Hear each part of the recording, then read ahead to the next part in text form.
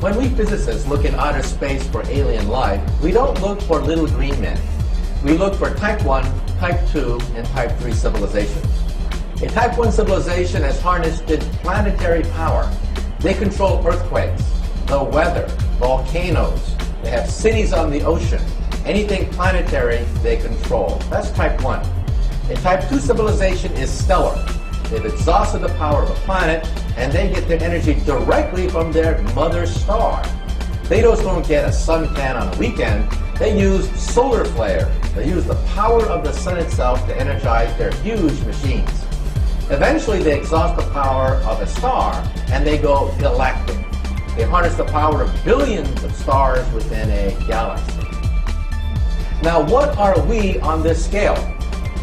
We are type 0. We don't even rate on this scale.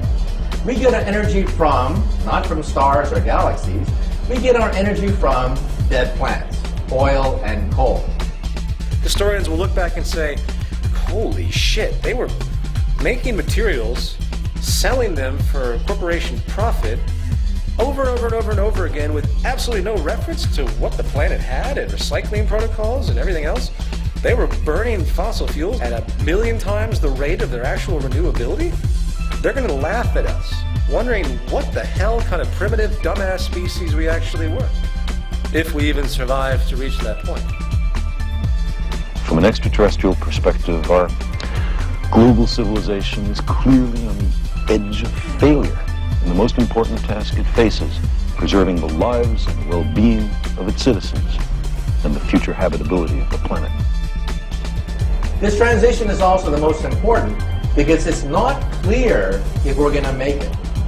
When we look at outer space, we see no evidence of type 1, 2, or 3 anywhere. No evidence whatsoever. The mathematics say that there should be thousands of type 1, 2, and 3 civilizations in the galaxy. We see no evidence of any whatsoever. And why is that? Because the transition from type 0 to type 1 is the most dangerous of all transitions. We may not make it. I hope everyone out there will understand that either we change or we die. War, poverty, corruption, hunger, misery, human suffering will not change in a monetary system. That is, there'll be very little significant change.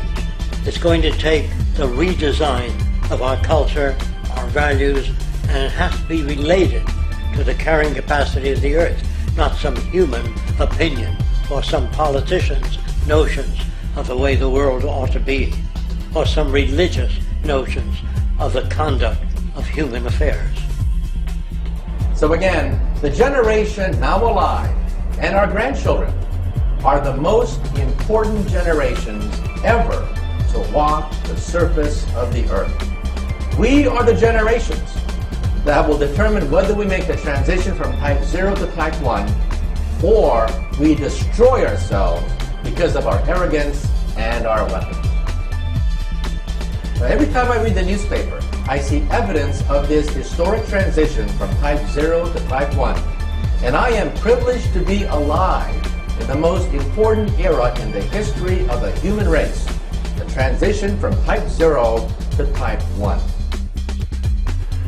The old appeals to racial, sexual, and religious chauvinism and to rabid nationalist fervor are beginning not to work.